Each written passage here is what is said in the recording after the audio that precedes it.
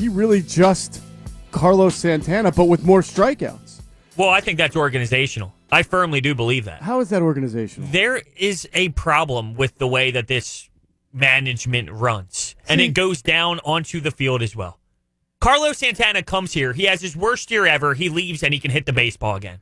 There's a problem with the way that we approach the game from the offensive standpoint. All right, but Corey Dickerson has come in here and played absolutely phenomenally. Right, Bryce Harper signs here, and he's having a Bryce Harper year that you would expect. Some people will be a little disappointed, but if he finishes with 35 and 110, I think that's a fair, reasonable asking for what you're paying for him. I don't think Bryce Harper. No one's telling Bryce Harper what to do, so he doesn't count. So he's immune to the ills of the front office and coaching. He's too much of a superstar. I look at it as if Rhys Hoskins was on the Yankees, I think he would thrive.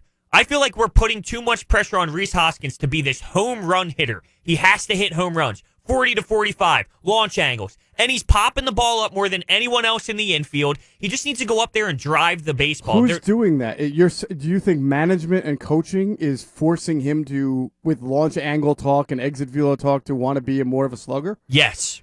Isn't he a slugger? Yeah, but okay, so if he wasn't so worried about hitting 45 home runs a year and say he would hit 30, but he would have doubles in the gaps more, instead of focusing so much on a home run every single at-bat, just use the field. All right, but I think what you're saying is a little unfair because the history of Rhys Hoskins, if you look at his minor league numbers, is batting average in the mid to high twos, right? 260, 270, 280, lots of home runs and RBIs. You're now saying, well, if he just focused on being a gap hitter, get more doubles, fewer home runs. That's not who Rhys Hoskins ever has been. It's not so much just focus on getting doubles, but I think his mindset is so much about hitting home runs that it's ruining his at-bats. Okay, can I counterpoint you that if you look at the Yankees, and you're right, everybody who seems to play for the Yankees, no matter what their pedigree is, seems to be doing well, whether it's Mike Tauchman or who's the guy they just brought up the other day, something Bell, some guy who's hitting home runs for them the last 2 days, or Gio Urshela, who started the season because they've had injuries, and everybody does well, but that is the team that is probably the epitome of all they do is hit home runs and focus on home runs. That is a fair point. Wouldn't it just be fair to say that if Rhys Hoskins was batting 240 with 30 home runs and 90 RBIs in the Yankee lineup batting 7th or 8th, everybody would love him? If he was doing the same exact thing that he's doing for the Phillies in the Yankee lineup, they'd probably be winning the same amount of games because they have better overall talent around them, maybe even better management, to your point, but it doesn't stick out that the batting average is low. Well, this is my point, and this is what I use to back it up. You look at Scott Kingery. He did the complete opposite of what John Maui told him to do last year. He comes in with a different mindset, and he does way better than he did in his first season where he struggled. Then you take a look at Zach Eflin, for example. And he did the exact opposite of what Chris Young has been teaching him in his last start. They wanted him to use the high fastball. They want to try and get a lot of strikeouts, a lot of swinging miss stuff. He says, screw that. I'll go back to the sinker, which he used way more. He went back to his two-seamer, and he was effective. Now, that was only one start. That's the problem. It was one start. Right. But the point is, we're doing the opposite of what our coaching staff is teaching, and it looks like the players are doing well with that. So it's as if we have one big view of it, and every player has to do that. Okay. Instead of using the players and saying, well, you're good at this, let's go with this approach. Or you're good at this, let's go with a different approach. It's one big picture, and everyone has to do that way. Right, but in fairness, under the guidance of Maui, which was not just this past year, it was also last year, and I think the year before, am I not mistaken? Yeah, he came from the Cubs, I believe, right? A couple of years ago. McCannon was the manager in 2017 when Rhys was called up, and he went on that torrid home run pace, and he hit 18 home runs, drove in like 50 RBIs, and he batted like closer to 360. I don't remember who the batting, if that was still Maui or if it was somebody else at the time. So he's either had Maui or some combination of Maui and somebody else until recently with Charlie. I can't even count Charlie. It's not been long enough. He's been the same guy every time. And again, I go back to, I feel like we're starting to get a feel for Gabe, for Rhys, that even if you changed it to Charlie or if you brought in a different batting coach, he's going to be a guy who's batting between 235 and 250. That makes him kind of an average power hitter in the league these days and not a good power hitter. Would you trade him? That's what I want to get at. I don't think I would. The Phillies need an arm. They're not. They want to develop one, and the only one that we can see them developing anytime in the near future is Spencer Howard. Spencer Howard, right? Yes. Yep. Okay. He might even be up by the end of the year.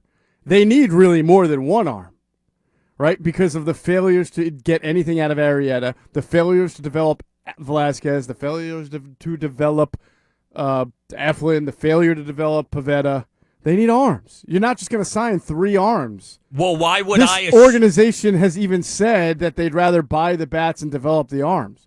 I feel like they're going to have to trade for an arm if they really want to get an established arm. Are they going to sign Garrett Cole? Maybe. Maybe Middleton changes his mind. Maybe he says, I don't care, McPhail, about your willingness to develop arms. I want to buy the best arm on the market, and I'm going to go get Garrett Cole. That's great. I don't think Garrett Cole and Nola, while that's fantastic, guarantees you anything when you still have 3, 4, 5 of, I don't know. Well, here's what scares me. We make that trade. Why would I assume that we would be able to develop this pitcher that we get? That's well, I would rather bank on the Phillies, much like with your Bryce Harper statement of they can't ruin him because he's impenetrable, right? He's just himself from beginning to the end. If you can get a pitcher like Garrett Cole or somebody who's been established and just has that attitude where, okay, whatever you tell me is fine, I'm going to go out and do what I do, I'd be more comfortable with that than relying on an organization that has promised you it's going to develop arms for several years now and has not developed one. And you cannot count Aaron Nola. That's not their homegrown arm. Plus, they keep drafting offensive players with their first-round pick. Like, other than Howard, who's the arm? They traded Sixto to get Real Muto. Who's the arm you see coming up and making a difference? Adonis Medina? He hasn't had a great year. This is why the organization as a whole scares me, and I'm frustrated from top to bottom because they haven't done anything right. Doesn't that, again, don't I win the argument there? Then it makes sense to trade Rhys Hoskins for an established arm. And by the way, when I say that, we have to take into account that we've just acknowledged that Rhys Hoskins might kind of be a 240 hitter and just an average power hitter in the major leagues. And you're not going to trade him for somebody's number one. I don't think that wins. I don't think you win the argument with that. Only because how do you trade Rhys Hoskins, who has the ability to hit 40 to 45 home runs? What happens if you trade Rhys Hoskins, he goes to whatever team he goes to, and he starts doing what Carlos Santana did? And then we look at this upper management and say, you messed that up. All right, but at least Carlos Santana had a history in Cleveland of batting. You could live with, he never had a high batting average. There were many years where he would bat 260, 270 and hit the 25 to 30 home runs, 100 RBIs, and he would lead the league in walks, much like Rhys would do. Would that hurt you? Dealing with 230, and listen, I get it's about on-base percentage nowadays more than batting average, but people a little bit overstate that. I can live with Rhys Hoskins being 265 to 270 if he's hitting me 35 to 40 home runs and he's leading the majors in walks. But if he is batting average of 230, and he strikes out a lot more than Carlos Santana. If the strikeouts are high and the prolonged second half slumps, which he's done 2 years in a row now, are just a part of the fabric of who Rhys Hoskins is, then I'm afraid of overrating him and turning down the opportunity to bring in a good pitcher by just saying no, he is Rhys Hoskins. We can't trade him. I think it's a risk you have to take keeping him because the upside's there. This, to me, is nothing other than a slump. It's a bad slump, and it did happen 2 years in a row. But long slump. It is. It's not even a slump at this point. It's not like 5 for 17. Yeah. Oh, no, that's actually pretty good. Not like 5 for 37. It's not too bad.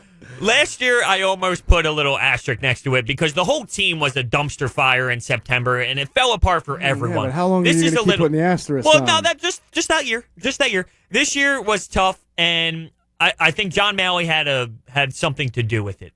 Seriously, I do. I think he has too much going on in his head. I can't give up on Rhys Hoskins. All right, what is it? What are there, 40 games left? You have the whole month of September. 32 games left? 32-ish. If Rhys Hoskins bats over the next 32 games, something between 225 and 245, can we now then say it's not just John Malley? I'm not trading him. No, because there's no going back this year. This year's a lost year. Why? I mean, a month is a good time for Charlie. I mean, it's going to be 8 weeks by the end of the year that Charlie's been. That's almost 2 months, right? If you trade him, you're selling him low.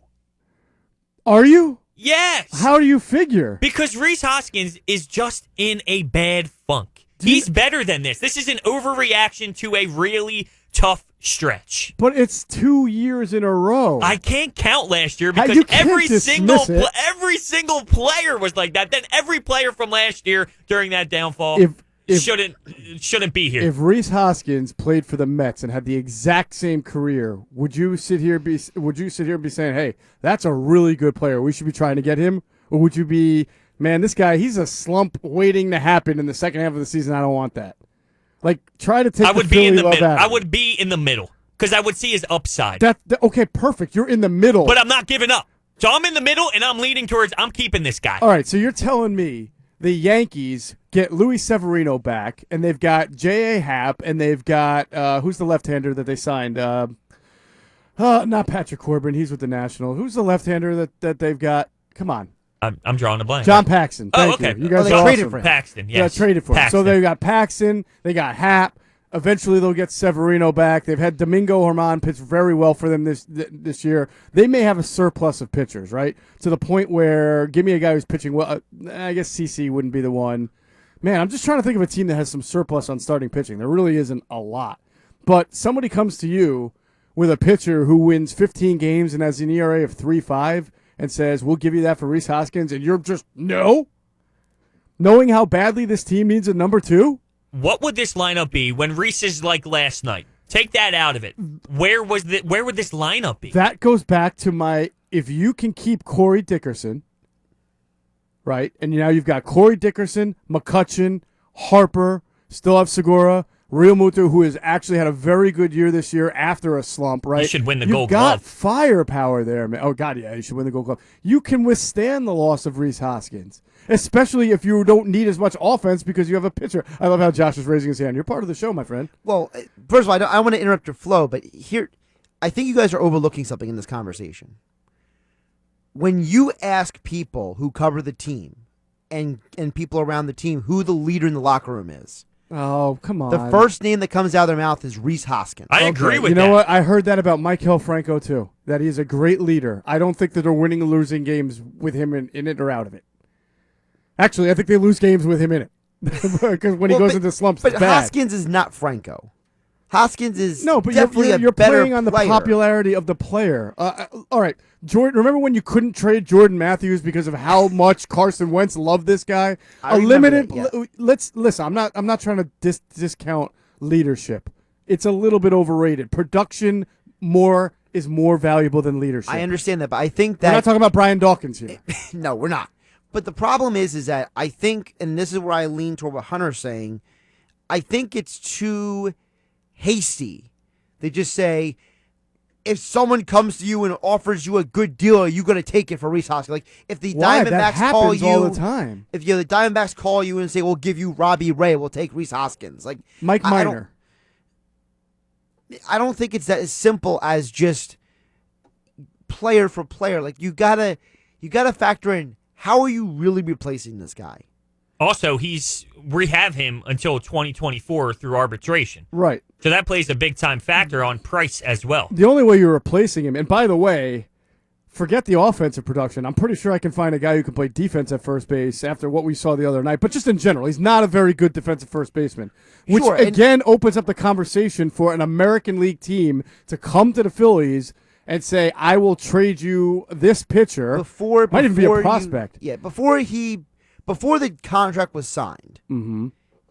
I was in the thinking in my mind that there might be a situation next offseason where you could build a package to get Mike Trout and make Rhys Hoskins part of that package. Uh-huh. But now that Trout signed that deal, I don't think the Angels are ever going to trade him in the next 5 years. So I think that idea goes out the window. But if there's an American League team that you can make a deal with, and this is where I'm okay with trading Hoskins, and you get a haul, because what you brought up, Hunter, is he's under control. To me, being under control is more valuable to baseball teams, from what I understand, than even the player is. All right, Matthew Boyd of the Tigers. They lost Castellanos to the Cubs. They have no good young hitters that we know of, right?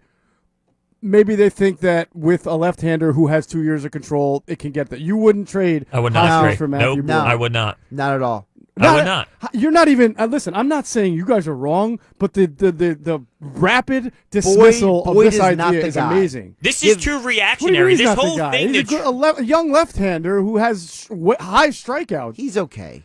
He's okay. I'm on the same page as him. What do you guys think that the rest of the Major League Baseball thinks of Rhys Hoskins? The Mike Minor you brought up earlier was much more viable to me. Yeah, because you like a big name who's won 15 games this year. Because or I something want like something. You're giving up a guy that you have control over. He's arguably your second best power hitter. You would in have your 2 lineup. years, I believe, of Minor. I think he signed a 3-year deal with the Rangers. Yeah, but Hoskins, you have control over through 2024. Mm-hmm. You don't have to go and re-sign him to a bunch of contracts. You can literally just arbitrate him for basically in perpetuity at this point. Like, you don't give that guy up for Matt Boyd. This is too reactionary. Do you To know me, how many this is people too wanted Matt reactionary. Boyd at the trade deadline? I didn't. But that's different. I wouldn't be giving up Rhys Hoskins for it. I'd be giving up the prospects who we never, ever develop into No, something. that's fine, but I'm saying it's now he's not very good at pitcher when at the deadline we're like, oh, yeah, we'll take him. Because we have Vince Velasquez and Drew Smiley on the mound. That's why. Look, I was the one who was up here saying they should have gone and gotten Stroman. And when I saw Stroman got sent to the Mets, I was ticked. Mm-hmm. I was legitimately ticked because you're telling me that the Phillies couldn't have given up Mickey Moniak and Spencer Howard and somebody else to get Stroman. Like, to me, it's preposterous that this organization, like Hunter said, is convinced that we have prospects on the way. Well, I heard that about Dominic Brown. Okay, we've heard this story. Fine. I before. I will not argue you guys on prospects. I'm fine with that. If you're going to trade Rhys Hoskins, of course you want to trade it talent for talent, proven talent. The Mets have to re-sign Zach Wheeler or he's going to be a free agent. They already have DeGrom. They already have Syndergaard. And as you mentioned, they traded for Marcus Stroman. What if they come to the Phillies in the offseason? And I know you don't see a whole lot of interdivision trades. Matz for Hoskins. No. Nope. Because you guys think Matz is not very good because he's inconsistent, correct? Yes. I think Rhys Hoskins still has too much of an upside. He's still, when he's on his game, which I think he will be majority of the rest of his career, he's unbelievable. And you haven't seen games this year where a good young left-hander like Matz has pitched very well. And I get that he came here and got lit up for 8 runs. I was at that game in the first inning, so there might be a little bit of poison in your mind. But I bet you some Mets fans probably have remembered the time Rhys Hoskins came to Queens and went 0 for 11 in the series, which probably happened last year. So again, what I question is how you guys view this potential and upside compared to what you think the major leagues and executives view Rhys Hoskins as. We are so deeply personal to it because when a guy hits 18 home runs in like 30 games during a stretch like he did 2 years ago, it's hard to forget and it's hard to separate yourself from those moments. But at the end of the day, if we're to judge the same exact statistics of a player on a different team, we would have the same concerns. I don't know if I want this guy. He goes through really long slumps. He's a strikeout waiting to happen. He'll light it up. He's the Zach Ertz of the field. He'll give you all these production in this year, but he'll do nothing for the rest of the year. Well, Zach Ertz is a better player than Rhys Well, Hoskins. of course he is, but that's how people used to Maybe knock you want to Zach compare Ertz. Nelson Aguilar as a No, better but do you remember comparison. when people used to say Zach Ertz only catches passes in November and December? Right. Yeah. Well, as if that's a bad thing in football, by the way. Terrible months to actually have good production. December. Yeah. I That's can't. my point. Look, here, I can't give up on him yet. I'm not. It's not. I'm not I don't asking want to you. give hold up on, hold on on. him. I'm because I don't like this phrase "give up on him." Okay. Give up is like when you trade Rhys Hoskins for 2 minor league prospects. That's giving up on him. When you're strengthening your pitching staff and using the idea of trading a player that you have who's had success but is also streaky, that's not giving up. That's maybe weakening one area to strengthen another, or just making the type of player-for-player trade that really helps you in an area you need more. Yes, they need power, but they've got other power producers. They have nothing other than Noah as far as an established pitcher. I don't think that this organization knows how to see pitching, so they would end up trading Rhys Hoskins for the Vince Velasquez of the Arizona Diamondbacks.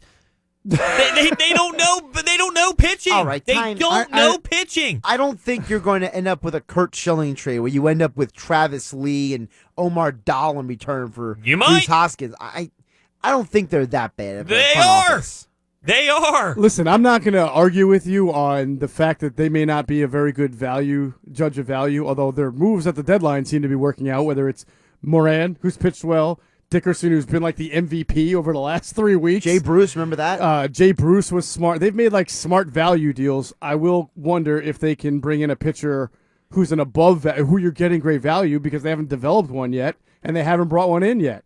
I mean, they've gone through Buchholz, Clay Buchholz. Clay Buchholz a couple what years other ago. pitchers have they signed? Either reliever, David Robertson's Jake been Arrieta. hurt. Tommy Joaquin Hunter. Benoit, yeah, Jake Arrieta. I mean, they just have failed time and time and again. But we can't, honestly, Hunter, we can't use that as an excuse for not make good moves, right? Like, I don't trust them. Because if you don't trust them and you think they're never going to make a good move, it's almost like then don't be hitting the clicker at night to watch the game because now you're like a Jets fan who's just like, forget this organization. They don't do anything right. Or a Cleveland Browns fan in any era except for this year. Well, this season showed me that. But no, that's not fair because they have a winning record. I mean, they're in contention. They are not. They're in contention because the National League is They're embarrassing. not like the Mets in the late '90s who just couldn't do anything right. It's you know what I'm close. saying? It's close. Come on, that's not fair. Here's my opinion. That's not fair. My opinion is that everyone has a value. Everyone has a price. And what's Rhys's value? To me, Rhys's value is someone like Robbie Ray. A bona He's a fide, good left-handed pitcher. good left-handed starter who's Does that going to mean get you would trade Rhys for Robbie Ray? Yes. But what I'm saying is, I feel like we're getting somewhere now. but Okay. no. But my point He before wouldn't. was is that I would not. I know you wouldn't, but to me, it's about what you got to match value for value. I'm not for trading him for Matt Boyd because Boyd is a guy who is basically a 4 ERA dude. Like, there's a ton of those guys. That's basically Drew Smiley at this point. Smiley gave up 4 runs the other night. Right. Robbie Ray, he still has a high ceiling. Okay. So does Hoskins. All right. So if your ceiling is similar to the guy I'm trading for you, I feel like you're getting some value. Who's had a better last 2 years, Robbie Ray or Rhys Hoskins, when you put the statistics together in the big picture in totality? I would argue maybe Robbie Ray edges him. Right. So would the Diamondbacks ask for more, and would you have to then, because in your trade proposal, you've got to trade Hoskins and maybe something else to get Robbie Ray. Mickey Moniak. Because other teams are going to want to beat down that Robbie Ray door. Yeah, you know, a guy like Mickey Moniak who's been kind of disappointing in the Dude, minor I would leagues. trade an outfielder tomorrow. I mean, how many you got McCutchen, you got Harper, you may even have Dickerson now if you commit to him and not Bruce, and we'll see. But yeah, I would trade an outfielder. From a financial standpoint, I don't think that's going to happen, though. The Jay Bruce situation, because with the Mariners picking up a lot of that contract, from my understanding, it's almost as if Jay Bruce is just here for free, and we would have to Pretty much outbid other teams for Corey Dickerson. It comes down to if they want to pay that kind of money. Jay Bruce could be my lefty off the bench. Middleton, I don't know if he'd I'm be on the happy same with page that, as you. I would sign Middleton Corey said Dickerson. stupid money, so I don't care about how much it costs. We'll continue a little bit on Rhys Hoskins. Who is he? Is he better than what the statistics show and worth holding on to, or would you trade him for an arm, which I would not be against? And by the way, just real quick, I'm not trying to usher Rhys Hoskins out of town. I'm just simply bringing up the idea that it's harder to get good pitching than it is power hitting, and if a good deal is on the table, I would do it. The text board is 609-403-0973. You can call in at 609-573-3776. Let us know how you think. Again, text board 609-403-0973. I'm going to accuse you of doing something. Don't take it personally. I'm not trying to say I'm better than you. I've seen this. It happens everywhere, right?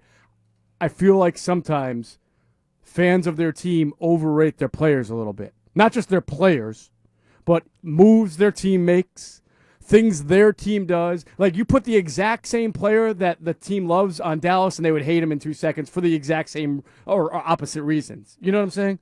Do you think you're better than me? I absolutely think that. I was wondering if you were going to read through the tea leaves and really say that. And yes, I think I'm just much better than you. It makes sense, though, because I'm better than you? No, well, definitely not that. No, but what you were saying about how you value your own team. But I would say that I'm very critical of the team more than I am agreeing with it. I agree. Because I would say fans from Philadelphia, fans from New York, fans from Boston, they're special in that they think critically more so than other fans from like those, Midwestern fan bases. They boo, right. They're very harsh. They have expectations. So they are, Hunter, you're right, more critical. But they also, because it's like the gift is the curse, they also fall so passionately in love with their own. Think of Carson Wentz. He's almost uncriticizable. He has flaws, but if you point them out, someone's going to say, oh, you're a Nick Foles truther, or you don't see the brilliance in Carson, or even with Ben Simmons. Some people can't stand him because he doesn't shoot, and some people want to put him on the highest pedestal there ever is. He's the most unique player the Sixers have ever had. Yeah, he's you know what I'm saying? We cling to that. The best example I can give is a couple of years ago when the Eagles traded for Dorial Green Beckham. And as a journalist, I'm writing about it. I was working in Philly in Sports Talk Radio, and the move was universally applauded. And to be honest with you, the trade itself, nothing wrong with it. Dennis Kelly wasn't going to make the team. They really needed a wide receiver, right? Dorial Green Beckham was this guy who had so much talent, was a second-round pick. He just had to get his mind right.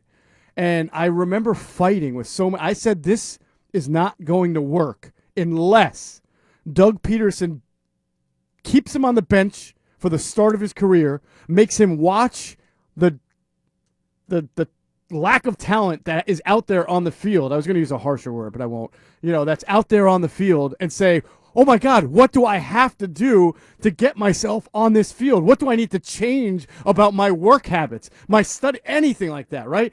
I'm a second-round pick. I have all this talent. I should be out there. Make him realize that, because that's the only way you're going to get through to a guy who was kicked out of one high school program, barely played on another.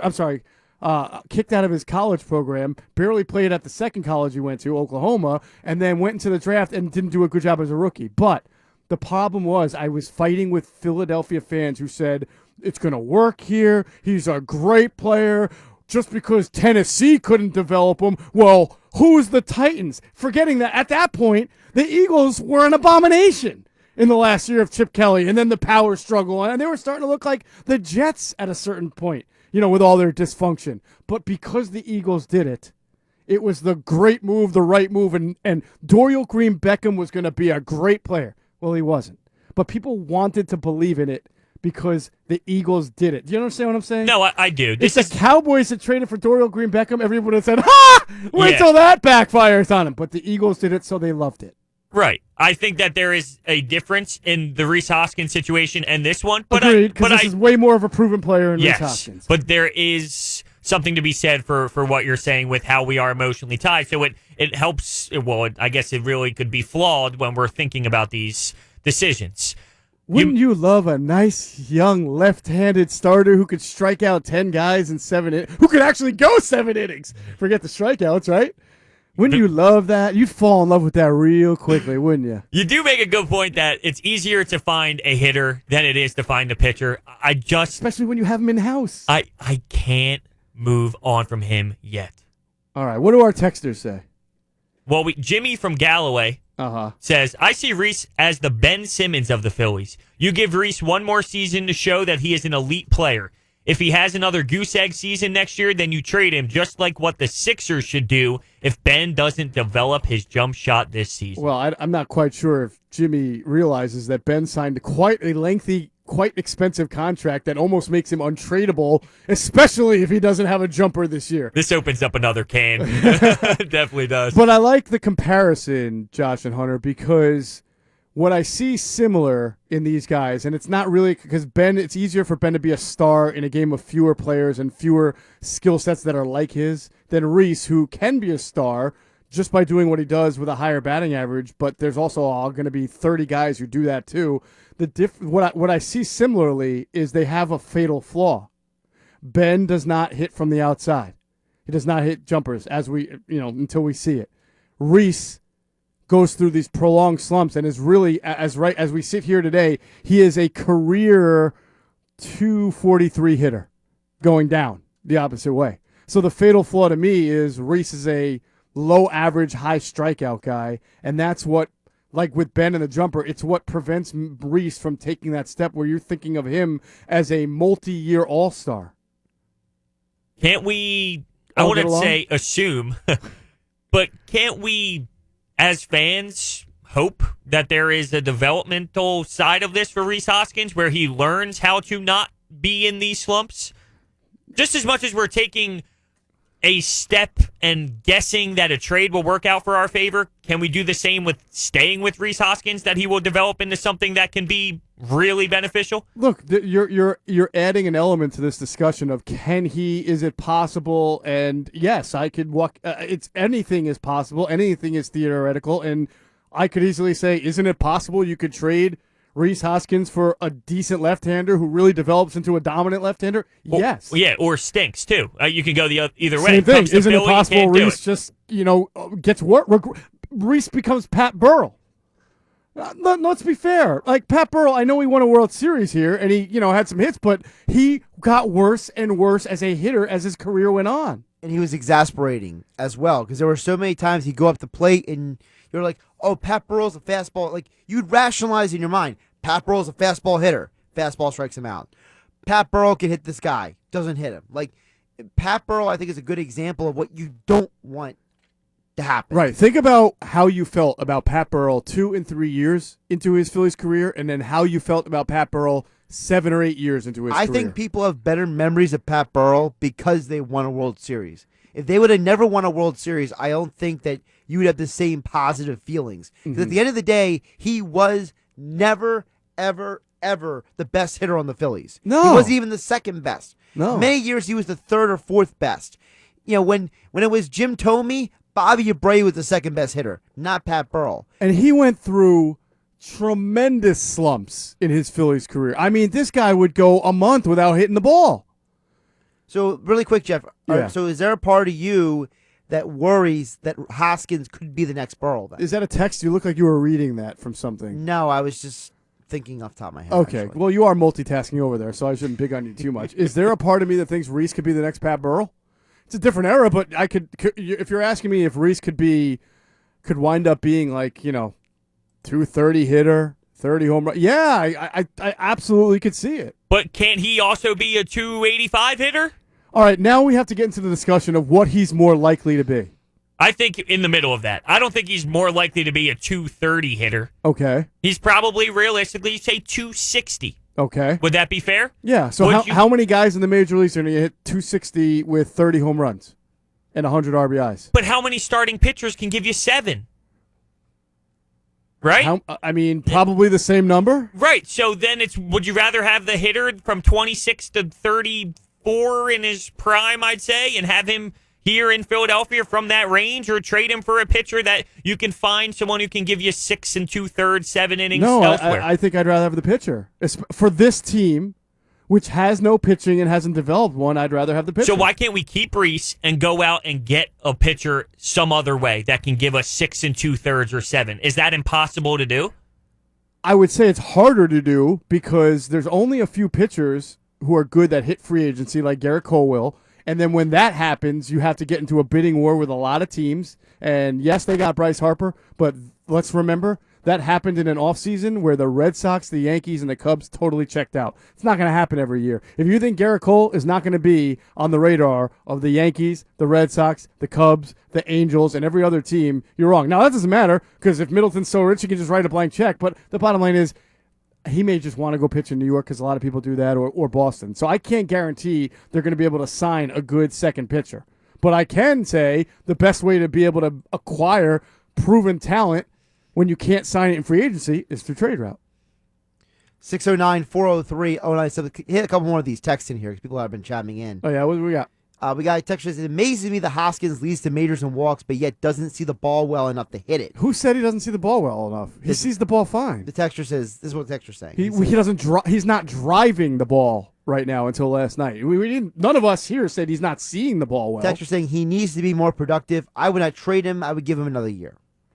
Okay. That seems like that's the common thing here. The one more year. Yeah, well, which he would still have sure. value if he does the same thing again next year. You could argue his value is still good enough to get you something. Right. I'm trying to paint what I think is a realistic scenario of the Phillies not being able to get Garrett Cole or whoever is going to be the second best pitcher and facing the idea of having to go into 2020 with the same pitching staff that they have now. I wouldn't watch a game. Well, look, that's more realistic than them getting Garrett Cole.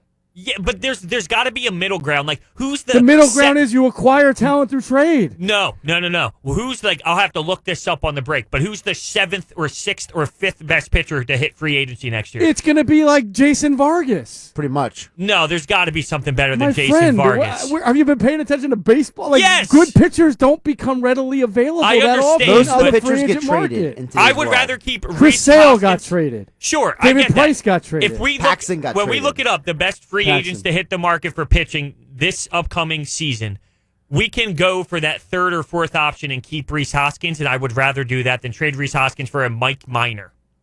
All right, I think you're going to... Because what Mike Minor gives you, so can that third pitcher that hits free agency this year. Listen, real quick before I go to John, I'm going to hold you to this, and if the Phillies are unable to get one of the top 2 free agent pitchers, and they have to come back with this staff and Rhys Hoskins, and you say it's unwatchable, I'm going to say, well, you know what? They might have been able to trade Rhys for a pitcher that would have made you watch it. You want both sides now. Well, I would hold the organization accountable to develop a pitcher then. I would come back at them and say, well, this is on you still because we haven't seen a pitcher Yeah, but their report is, well, you know what, we can't, but we had a chance to trade for one who's really good, but you didn't want to do it. I'd say, get out of my face. John in Summers Point texted at 609-403-0973 says, Rhys Hoskins is a flat-out player. He is to the Phillies what Brett Gardner is to the Yankees. You guys are overthinking the situation. It's so funny because last year, at the end of the year, everybody wanted Brett Gardner off the Yankees. He had a terrible year last year. They wanted him cut. He probably would have not, he might not have been a Yankee if Stanton and Judge and everybody was healthy. Who knows how much playing time he would have got this year, but that's fine. I don't think he's earned heart and soul of the team, Rhys Hoskins, the way Gardner was, because Gardner's been there for a while. Another texter at 609. He's annoying now with all of his rants at umpires. 609-403-0973 texter says, I used to hate seeing Pat Burrell come up to bat. He would strike out 70% of the time, pop up the other 20%, and either hit a dinger or a double the final 10%. There's some analytics for you. Yeah, that's analytics. Okay, we'll see. One more. Lucas in Vineland chimes in at 609-403-0973 says, Rhys is a glorified DH who's barely good as a 400 hitter. He stinks. He's barely good as a 400 hitter? That's what Lucas says. Meaning even if he hit 400, his defense is so bad that he shouldn't be in the National League? Is that what the point was? He's saying he needs to be in the American League. Well, yeah. I'm not sure that I disagree with that statement. Rhys Hoskins. Speaking of Rhys Hoskins, we have a funny texter at 609-403-0973. He says, gentlemen, why is Gabe Kapler talking to Rhys about jelly-faced sprinters? About what now? Jelly-faced sprinters. It was one of those interviews post-game where Gabe goes on Gabe Speak and started using words that just made no sense. Yeah, but like even when Gabe goes crazy Gabe Speak, like when he says something about how you're physically presenting beautifully, like I can peel back the layers of the onion to basically say the guy looks good, right? What in the world? Say this again, a jelly-faced sprinters. I don't know. I don't have the foggiest idea of what he's referring to. Do you? It doesn't matter. The point is that it doesn't matter. Right, exactly. It's funny because I do remember hearing it and it made sense at the time, and now I'm trying to remember. I remember hearing How it. can that make sense at any time? Well, I remember hearing it and it made no sense. I heard the whole thing, so I put it together. Oh, okay, that's what he's talking about. I sit here now and I got nothing. What happened to you? You were drinking too many White Claws in the cartoons at 1 o'clock in the morning. You know those villains, or even like in the Jungle Book, the snake could do it, where he could talk to you, but his eyes go, and you get like mesmerized, and you start to say, "Yes, Alice in Wonderland." I understand. Alice in Wonderland, exactly right. That's what was happening to you because there's no context in which jelly-faced sprinter suddenly becomes crystal clear and makes a good analogy. I can't think of. And listen, I'm a writer. I would never, ever try to pass off jelly-faced sprinter in any one of my stories and assume that my reader understands the context of that. I'm dying over here. And I'm not anti-gay, but that's just ridiculous. We need to pull the audio. I need to understand what he's saying. We do need to find out more about this conversation. I guarantee you, if you listen to it and you don't have, you take away the ability of Gabe through a camera lens to do the eye mesmerizing thing to you, you will listen to the same exact clip and say, I don't know what the hell Gabe is talking about. Gabe is so interesting. He has no connection personality-wise with this fan base. He's not from this planet. I know, but why? I mean, don't get me wrong. I understand the fans are really frustrated with him, but there are a lot of fans that do agree with what he's doing. Mm-hmm. I've never seen someone so disconnected as a coach, if you will. No, as a human being with the rest of society. Sure. And listen, I when I say that, I sound anti-Gabe. I honestly don't give a whatever about what he says in press conferences. I don't. Although I do question how you can relate to anybody, ball players, human beings, animals, insects, when you speak that way. I don't know how anyone gets the message. And this is something that we talked about on Tuesday. It was me and Ryan Rothstein, how I can absolutely see how Gabe can have a meeting with Cesar Hernandez in which he explains to Cesar that he's being benched, and Cesar comes out of that meeting thinking he was not benched because Gabe delivers his message in a totally different way than anybody else would do it. Am I wrong to say that he didn't want to use the word punishment, right? Wasn't there a word that he was Response. staying away from? Exactly. And that's the problem. Do you think the clubhouse enjoys that? Or they, at this point, they don't even think about it because it's so ridiculous? I don't know, but if I'm to use that as evidence of why Gabe Kapler's not a good manager and someone says he's X amount of games over 500 for his career, what am I supposed to say? I can't There's stand merit that to argument. I can't stand that argument that, well, if you look at what they were expected to be, he's 5 games over that, so he's a good manager. Really, though? That's why? But doesn't it illustrate that he's deficient in some areas but good in other areas? He's a yes man, though. He's not doing anything outside of what he's just told to do. Gabe is like a bad From who? TED Talk. Upper bad what? management. A bad TED Talk. You mean like the Bear movie? Ted? No, TED. You know TED Talks on YouTube? No. I was thinking Hunter, you were help me talking out about the here. Mark Wahlberg movie. No, I knew you were going there. That's definitely wrong. I was going to say, was there good TED Talk? Because TED everything Talk that Bear is- said was bad. TED Talk are these like motivational speakers who like get up there and like give you like, encouragement for like 10, 15 minutes. And it's usually like a topical discussion. They're called TED Talks. Okay. They way predate the TED movie. Okay. But and so they're motivational they're talks these on... big, on- they're yeah. these semi-famous people who put up these motivational talks about like professionalism in life and your future and business planning and stuff. I feel like Gabe is just like a bad version of that. Like he's so hyper like. So like when you say bad version, after you hear Gabe talk, whatever inspiration you were hoping to get, you have the opposite effect. Like, I'm never going to make it in life. Well, no, Is that- not that bad. No, I mean like it's so bad. Like you understand he was trying to inspire you, but at the same time you feel like he's just trying too hard. Yeah. I can't stand watching someone go 0 for 5 and then hear Gabe Kapler say that he had great at-bats. Yeah, where how he was gritty working they the were and how they counts. grinded out at bats. Like, the toughest thing I have reconciling with Gabe's, the way he conducts himself in a locker room, is that I covered baseball for 7 years. And I covered the Atlantic League. The Surf used to play in them. And the Atlantic League is different than other minor leagues in that a lot of the players in the league had already been to the majors and had gotten hurt or gotten this, gotten that, phased out, bonus babies who never cut it, guys. So they had a cup of coffee in the majors. And then they came to the Atlantic League to try to get back in because it was an independent league and you can sign with anyone. So I had a rare perspective. I mean, I'm talking about Jose Canseco was in the league. Ricky Henderson was in the league. A lot of guys Tim Pugh, a former pitcher, was in the league. Jim Leyritz was in the league. Lance Johnson. Ruben Sierra was in Ruben that league. Sierra was in the league. I can go on. I'll probably name 100 guys who played in the majors who were at one point like kind of a household name. And listen, I've covered football now, baseball. I've covered every single sport. And without trying to paint broad brushes or make character defamation here, baseball players have a sense of entitlement that I haven't seen in other professional athletes. And there's a culture of baseball that's very old school. And I would never think someone like Gabe Kapler, so buttoned down, so whatever Josh word you would use to describe him, would fit with a merciless group of people who will take any opening to rip you. Like if you've ever read a good baseball book like Ball 4 or Bronx Zoo or anything about the Yankees of the old days, I mean, baseball players can be very coarse and they can be debaucherous. I can't imagine, even in this corporate environment, I know the game has changed, that these guys look at Gabe and they are like, that's one of us. You used the word entitled.